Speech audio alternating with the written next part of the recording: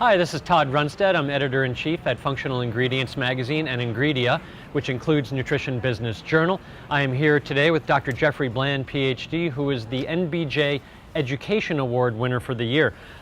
Jeff, I'm just going to rattle off some of the things in your career related to education, and I know I'm going to miss a couple spots along the way, so apologies.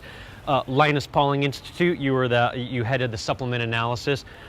Bastyr University, which was the first, and now it's one of a few accredited naturopathic colleges. You were a founding faculty member there. You also founded the Institute for Functional Medicine, and then you're the CSO of Metagenics, which you got involved with them because you also founded HealthCom, and then they merged. And then in 2011, the University of Bridgeport Human Nutrition Institute established the Jeffrey Bland PhD Merit Scholarship in Clinical Nutrition. And then in March 2012, you were part of the first class of the New Hope Natural Media Hall of Legends Award for the industry. So what have you done for us lately? Wow. Now, I would say your legacy, perhaps, and correct me if I'm under or overstating, but it's in nutrition science research and education. True? Yeah, I think that's exactly right. When I started into this field, which was in the 70s, I was a professor of biochemistry at the medical school in the state of Washington. And I got very intrigued because my student, Phil Madden, who was my first graduate student, decided to study vitamin E, and I was his thesis advisor. And we had some success with vitamin E. It got me very much interested in this whole science that relates to how nutrients influence cellular function and ultimately disease. And that's now, since the early 70s, been the career focus, and it's taken me all these different paths that you described. Yeah. Well, one of your notable observations that I really like hearing is that we don't have so much of a healthcare system as we have a disease management system. I'm wondering how does your life's work kind of change that paradigm? Yeah, I think that that's really well said. As we all know, there's a reimbursement and an incentive for very bright young men and women to go into medicine to learn how to treat disease. And it's all around disease treatment, disease diagnosis. And then the question is, well, where does health end up in the system? Because before disease, there is health. And how do we then use the same kind of incentives to bring bright minds and highly capable, dedicated people into the healthcare area so that we don't have so much emphasis on the disease care area? And of course, that then leads in this industry, the natural products nutrition industry, which has been a banner organization trying to sponsor and support and to foster the concept of health as contrasted to disease management. And that's really the universal attractor that brought me into this whole field initially. So how daunting is it for the nutritional supplements and the nutrition industry to really make inroads into an establishment medical paradigm that is so clearly biased towards supplements and surgery? Well, I think that that's a very good question. And if you look historically, take a broad brush approach towards looking at history, what you find is that ideas that are fulfilling what I call the rule of reasonableness. They're ideas that really have sticking capability. It may take a long time for them to work their way through a financial, economic, political system, but truth ultimately wills out. And there's something truthful about this concept of promoting health and preventing disease that's based around the root science of physiology. Therefore, my belief is let's worry less about the immediate details. Let's worry about winning the war, not the battle. And the war is going to be won because right now the inflating healthcare costs are bankrupting the country. We know we have rising epidemic proportions of juvenile onset diabetes. We have problems as it relates to obesity. We have problems as it relates to increasing concerns of age-related dementia. All of these things are demanding a different model. So in the end, truth will prevail. And this is a concept built around the understanding of how people get sick and what to do about it.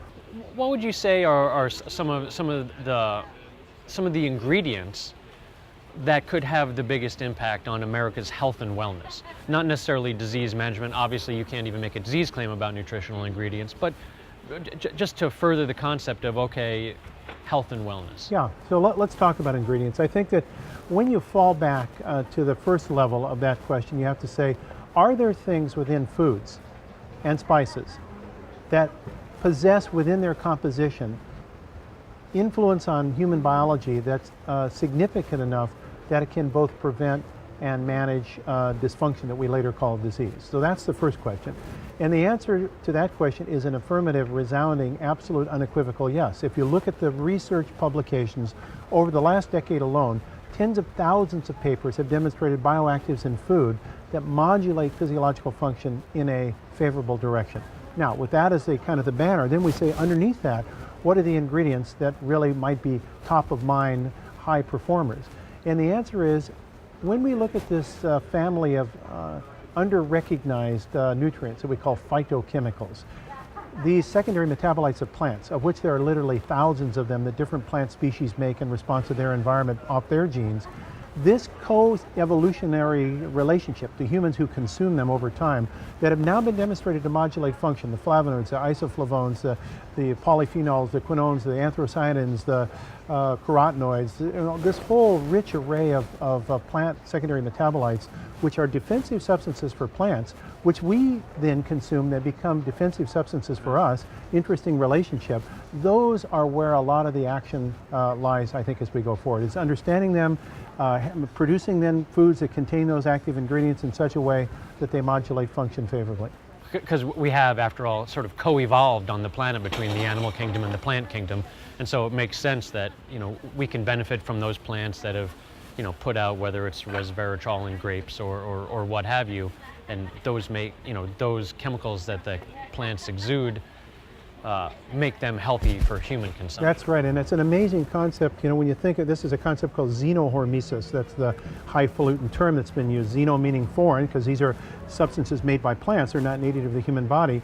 But then they have a hormetic effect, meaning an unexpectedly large effect from taking a small amount of something, because they work at the metabolic acupuncture points. Our body is regulated through these control centers, these executive centers, that these specific phytochemicals modulate their function. They broadcast to the genes how to respond to our environment. This is a major new breakthrough in our understanding. What do you find so valuable about this event?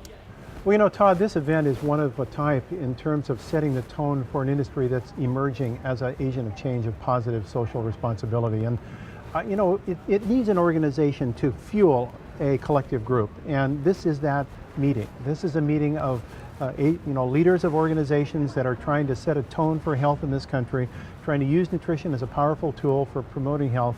And what I find very exciting about this meeting is that you bring thought leaders together that are willing to kind of take off their normal garb as their daily routine, open up to new questions, debate actively, no heat-seeking missiles. We're not trying to injure one another, but we're trying to find better solutions to these major problems that can actually produce serious problems in our economy and in our social system. So this is just one of those special places at this meeting where that open forum for discourse of ideas and collaboration and evolution and creation really occurs.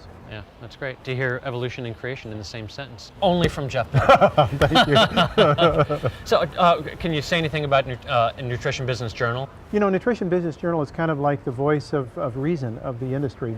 No industry can exist in the absence of kind of having metrics, having kind of a standard that people quote, having comparables that people understand how to compare themselves to somebody else or some other industry. And the NBJ has been that lightning rod. It's been the source of comparables. It's been the source of standards. It's been the source of setting the tone for what I call the high water mark of discovery. So the industry owes NBJ, I think, a tremendous debt of thanks that it actually has created the structure and function of the industry to be seen as legitimate, authentic, pace-setting, and investment-friendly. Jeff, we could talk all day, and I'm sorry that we can't, but I think just in this little bit that we've heard, you can understand why Jeffrey Bland here is the recipient of the NBJ Education Award for this year. Congratulations, Todd, Jeff. thanks so much. Really a pleasure. Yeah. Thank you.